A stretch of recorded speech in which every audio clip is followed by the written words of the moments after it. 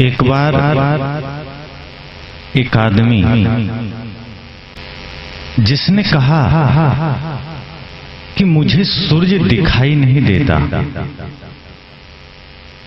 दूसरे आदमी ने कहा तुम्हें सूर्य इसलिए दिखाई नहीं देता क्योंकि तुम अंधे हो। उस अंधे आदमी ने कहा पागल हुए हो, मैं भला अंधा हो सकता हूं? तुम मुझे अंधा कह रहे हो? अरे मैं कैसे अंधा हो सकता हूं?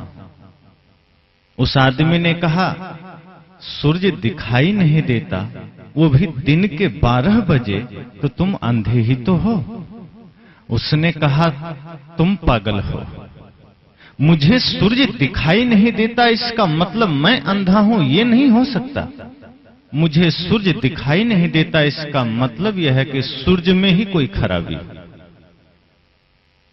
उस आदमी ने कहा तो तुम्हारा इलाज मेरे पास नहीं। वो अंधा आदमी सोचता है हो सकता है मैं जिस गांव में हूं इस गांव के लोग पापी हों, इसी कारण सूर्य यहां दिखना बंद कर दिया है। यदि मैं पड़ोस के गांव में चला जाऊं तो शायद मैं सूरज को देख सकूंगा। उसका ध्यान ये था ही नहीं कि मैं अंधा भी हो सकता हूं, उसको ख्याल ही नहीं था कि मेरी आंखें नहीं है। वो दोष सूरज को दे रहा था। बगल गांव में चला गया, वहां जाके फिर आंख खोलता है, वही अंधेरा। जैसे देखा अंधेरा, उससे लगा ये गांव भी खराब ही है, इस गांव में भी सूरज का दर्शन नहीं हो रहा, इसका मतलब इस गांव में भी समस्या है। तब उसने निर्णय लिया क्यों ना मैं बिहार की राजधानी पटना चलूं, वो तो राजधानी है पूरे बिहार की, वहां तो निश्चय ही सूरज देख सकूंगा, वहां तो निश्चय ही सूर्य का दर्शन हो सकेगा। इसी ख्याल से वो पटना चला गया। बड़े ही तैयारी के साथ वहां पुनः वो दिन में आंखें खोलता है, वही अंधेरा। उससे लगता है दुनिया का सारा भ्रष्ट आदमी बिहार में आ गया और वो भी पटना में, इसलिए सूरज नहीं दिख रहा है। अब मुझे दिल्ली चलना चाहिए। वो आदमी तैयारी के साथ दिल्ली पहुंचा और दिल्ली जाने के बाद सोचा अब तो सूरज देख ही लूंगा। जैसे ही आंखें खोलता है वही अंधेरा। कहा पूरा भारत भ्रष्ट हो चुका है, इसीलिए यहाँ के भ्रष्ट नेता अपना धन विदेशों में रख रहे हैं, ये भारत भ्रष्ट हो चुका है। अब मुझे दुबई चलना चाहिए क्योंकि ज्यादा नाम है दुबई का, विदेश है, वहां नियम कानून अच्छे हैं, वहां लोग अच्छे हैं, अनुशासन है, वहां तो सूरज को मैं जरूर देख सकूंगा। इस ख्याल से वो बड़ी तैयारी करके दूसरे के सहयोग से दुबई चला गया और वहां भी जैसे ही वो दूसरे दिन आंखें खोलता है वही अंधेरा चारों ओर। अब वो कहता है पूरी धरती खराब हो चुकी है, पूरे धरती के लोग भ्रष्ट हो चुके हैं। तभी बगल से गुजरता हुआ एक आदमी सुना। कहा तुम कह क्या रहे हो? उसने कहा मुझे सूरज दिखाई ही नहीं देता, मैं बिहार के एक गांव से चला हूं, पटना से दिल्ली, दिल्ली से दुबई आ गया, सूरज दिखता ही नहीं। बगल से गुजरता हुआ आदमी बड़े गौर से देखा, बड़े ही निगरानी पूर्वक उसको निहारा। उसने मन में सोचा ये आदमी तो नेत्रहीन है, इसकी तो आंखें ही नहीं है, इसलिए ये सूरज को देख नहीं पा रहा है। और जिसके पास आंख है ही नहीं, वो बिहार के गांव में हो कि दिल्ली में हो कि दुबई में हो कि न्यूयॉर्क में हो कि पेरिस में हो, या फिर वो साक्षात सूर्य ग्रह पर खड़ा हो जाए, वो सूर्य को कैसे देख सकता है? लेकिन उस आदमी ने सोचा यदि मैं इसको समझाने का प्रयास करूंगा तो ये समझेगा नहीं, क्योंकि अंधा आदमी जल्दी समझता नहीं। इसलिए संतों ने कहा है अंधों को उपदेश मत करना, अगर कुछ कर सको तो अंधों का उपचार कर देना, उसकी आंखें ठीक कर देना, वो खुद समझ जाएगा। तो उस आदमी ने भी सोचा कि मैं इसको उपदेश न दूं, मैं इसको कोई ज्ञान न दूं, बल्कि पकड़ता हूं, लिए चलता हूं अस्पताल, ठीक कर दूंगा।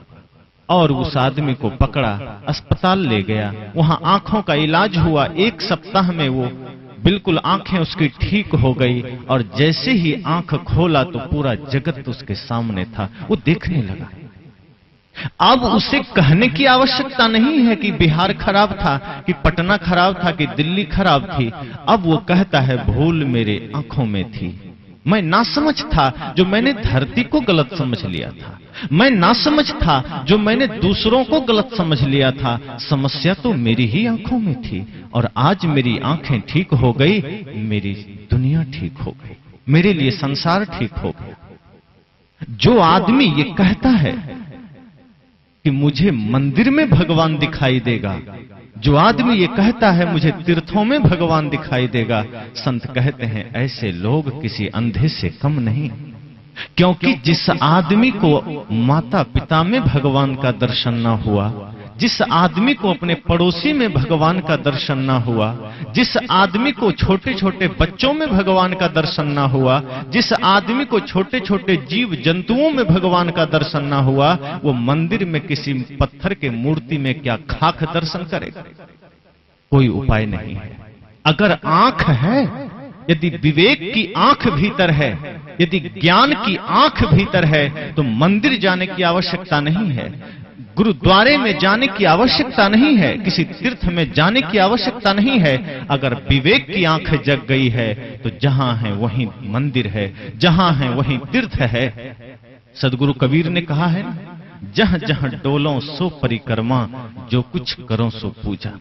कहा यदि मन पवित्र हो, यदि मन निर्मल हो, तो आप जहां डोलोगे वही परिक्रमा होगा, जहां चलोगे वही तीर्थ होगा, और जो कुछ करोगे वही पूजा होगी। अगर सच्चे मन से सड़क में झाड़ू लगाते हो तो समझना तुम परमात्मा की पूजा कर रहे हो। सच्चे मन से अगर घर में आप भोजन बनाते हैं तो समझना आप भगवान का भोजन बना रहे हैं। सच्चे मन से यदि आप शौचालय साफ करते हैं तो समझना आप पूजा कर रहे हैं। तो भगवान को देखना मंदिर में ही देखना नहीं होता, भगवान को देखना अयोध्या में ही देखना नहीं होता, भगवान को देखना मथुरा में ही देखना नहीं होता, भगवान को देखना तो समस्त प्राणियों में देखना होता है। सदगुरु कबीर ने कहा है ना, सब घट मेरो साइया सुनी सेज न कोय, बलिहारी व घट की जागट प्रगट होए।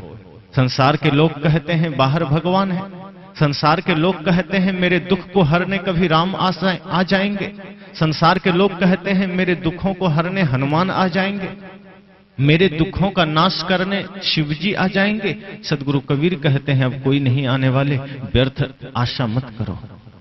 अब किसी के आने की कोई संभावना नहीं है। अरे होगा तब तो आएगा।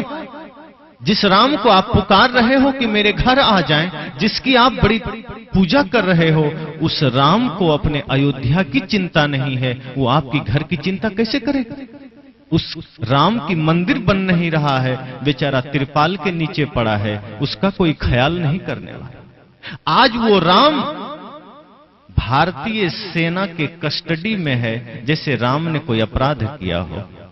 और राम जी जिन्हें हम तीनों लोकों के कर्ता धर्ता मानते हैं, उन्हें हमारी भारत की सेना सुरक्षा प्रदान कर रही है। उन्हें आतंकवादियों से खतरा है।